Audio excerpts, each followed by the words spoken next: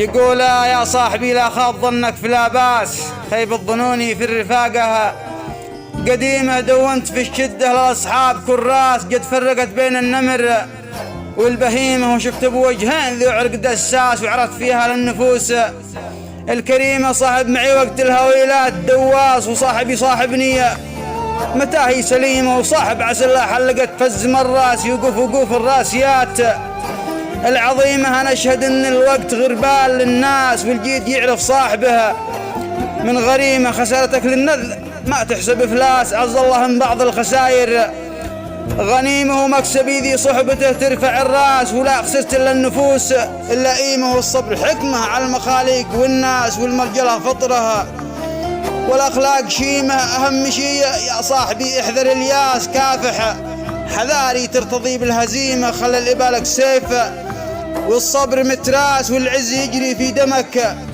والعزيمة شامخ مقنف قاسي الراس. والباس في كل حالاتك شديد الشكيمة، من عز نفسه عز من ذل ينداس. عز الله أن الذل أكبر جريمة، عز الله أن الذل أكبر جريمة.